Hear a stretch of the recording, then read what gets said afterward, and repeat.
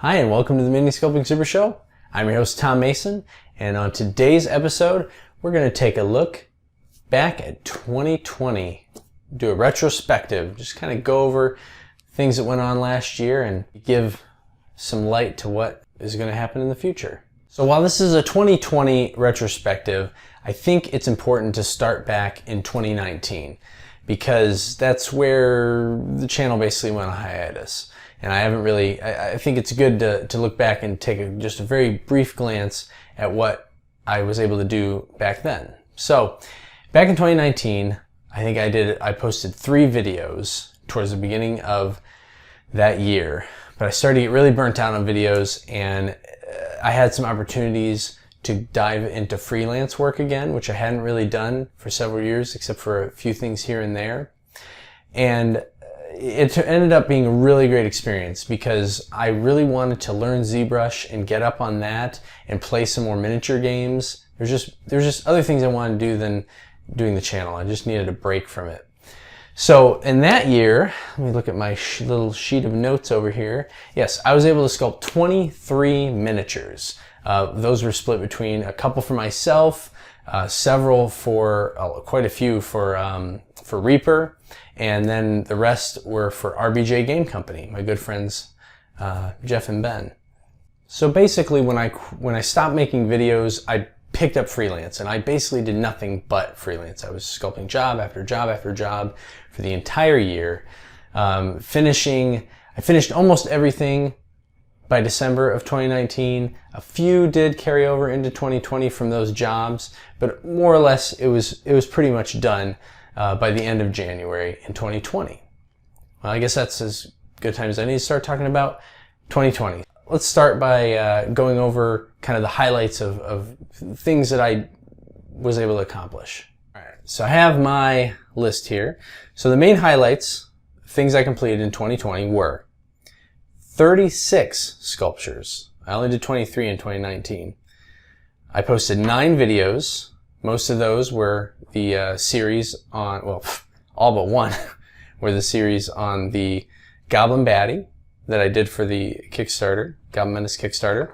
I painted 25 miniatures, which was a lot for me. I don't know that I've ever painted that many except from when I was a kid. And I assembled tons and tons more. Had to start building my Oathmark army. And then I launched and fulfilled a Kickstarter. So there's the highlights of what I completed. And I want to shift maybe the look and kind of point out the reason I'm doing this video. I like doing the teaching videos because I feel like it's got value for everyone watching. You can learn something, I have something to teach, you have something to learn, and it's a give and take. With these sorts of videos, I'm always hesitant to do them because it feels kind of self-gratifying. And what I want to do is I want to go over and point out kind of my process of what happened in the year, not as a way to lift myself up, but as a way to encourage you to kind of sit down and start sculpting, keep sculpting, and get the things done that you are really passionate about doing. So let's start with the number of sculpts I actually did last year in 2020. I mentioned it was 36.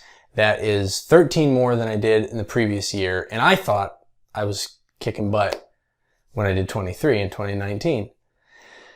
But it's even more astounding when I tell you kind of the story. So let me back up. So I mentioned I finished my last few sculpts for Reaper in January of 2020. That was a carryover from a job that was towards the end of 2019. I finished them at the end of January, and then I basically stopped sculpting until June.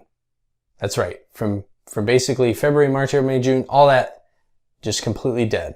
I think I maybe poked around on Zbrush or picked out some putty for a conversion, just very minor things, but basically I didn't do anything. I was just having a real hard time. I just was kind of dreading picking it up, whether it was to freelance for other people or more importantly, getting on to the Goblin Menace project, which I've been wanting to do since I think 2018. Was it 2018? I think it was 2018 when I released the first set. I was just frozen. I didn't know how to move forward. And there was still a big part of me that wanted to play more games and paint, and I couldn't reconcile how to do both. I wanted to do both, but I didn't think I could, so I decided to kind of take the easy way out and just play. Fortunately for me, as I mentioned, I have my good friends Ben and Jeff Rodman at RBJ Games, Fortress Figures. You know, I talk with Ben several times a week, and we kept in contact the whole time, just talking about the industry, things we were working on, things we wanted to do. And one of the things that they had coming up that I've been excited about for a long time was their Pig-Faced Orc Kickstarter. And Bobby Jackson sculpted all those. Well, they needed a little mascot figure to be sculpted. And for whatever reason, the timing that came up, they needed it really quick turnaround time. And you know, he asked me because he knew I hadn't been doing a lot, and I decided to step up and do it. I think I had a week to do it, which was plenty. To be honest, it's plenty of time for what the figure was. It's a very small, simple little figure, but just a fun, cute concept. I usually, in the past, I would drag out my sculpts for an entire month to do a full-on figure, and that would be pushing it. You know, I get very distracted easily. I work a full-time job besides sculpting. And making these videos and all that. And so it's just always been hard for me to want to take my free time to do freelance, even when I'm excited about it. But I decided that I was going to do it. I needed this kick in the butt. I figured it would be a nice way to kickstart it with something super small, just kind of kick my butt and get me going back into sculpting, and more specifically into Zbrush, because I wanted to do more with that. Even though I had done a lot the previous year, I still felt like it just didn't click. Zbrush is great, but whenever I would go to sculpt with it, it didn't feel the same as when I would sculpt traditionally.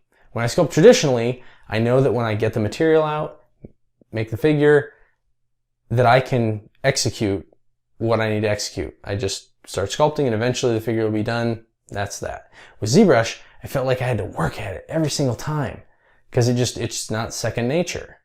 And it worked. Well, sort of. I sculpted the little pig mascot in June, and then I started to work on my goblins. Didn't want to lose the steam, but it was still a bit of a drag. I just still didn't feel quite, I was still worried I couldn't do it, to be honest. So I ended up sculpting 2 of the goblins between a little bit of June and through July. But by the end of July, I had finished 2 more of them, so I had a total of the original 5, plus a digital I did a while back, and then these 2 new ones. So I had 8 of the eventual 20 I was going to sculpt for this Kickstarter. And even though it was hard, and it took me longer than I wanted to, I finally realized that if I was gonna do it, I had to do it now or never. I had to make a plan, and I had to be aggressive. So that's what I did. So towards the end of July, I sat down, and I made a calendar, a 3-month calendar. August, September, October. Is that right? Yeah. I made a 3-month calendar. I set my date of when I wanted to launch my Kickstarter, October 15th. And basically what it did is it essentially gave me 1 week to sculpt every single miniature I needed for the Kickstarter.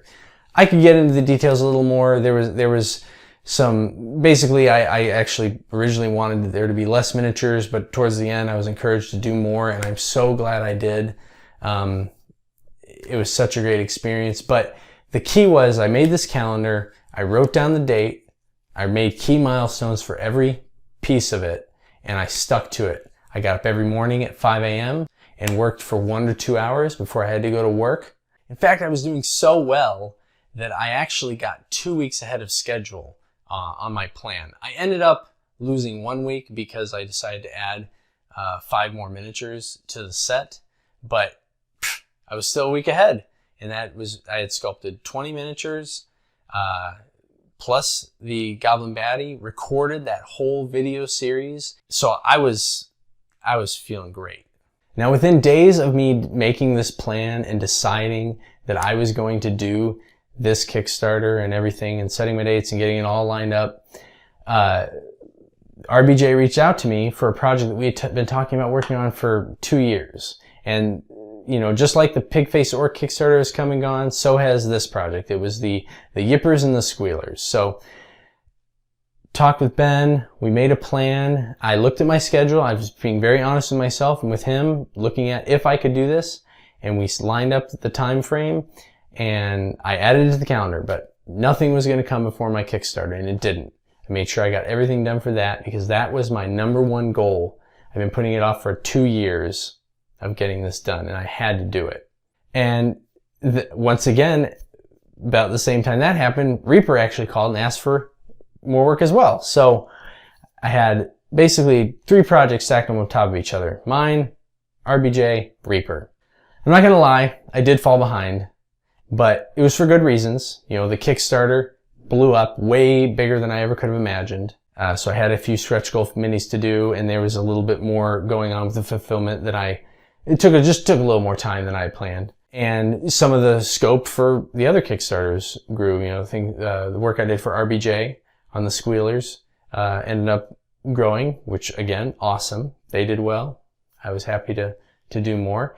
And then Reaper's sculpts, they didn't really grow. They were just very challenging. I can't talk about them because they're not released yet, but I'm very, very pleased with the work and how it came out.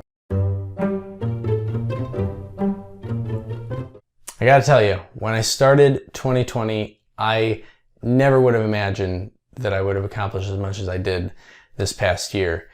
I was feeling burnt out again. It was just a real slow start. Just everything seemed to be a struggle. But I tell you what, if you can find something you're passionate about and make it a priority, focus on it, and then make that plan, you can get it done. And so that's really going to be my personal big takeaway from 2020 going into 2021 is I don't want to lose that momentum. So many times, you know, I've started, you know, I started Merck's Miniatures with Keith. I didn't have the bandwidth to move on with it, so I got out of that. I started FEG Miniatures. I ended up going into another job. It didn't allow me to continue that, even though I probably could have in some way, but I let it go. I don't want that to happen with the Goblin Menace. I feel like I've really created something fun and unique, and I want to continue with it. So I'm not going to let things go fallow. I've got some great new things planned coming up for this year. And of course, I'll be making more episodes of the Mini Sculpting Super Show. All right. Well, thank you so much for watching. I hope you will have a great 2021. Make some plans, write them down, stick to them. Leave a comment below, and I'd love to hear what you plan to work on this year. Hope you can grow your projects and have a very fulfilling time. But until then, keep sculpting.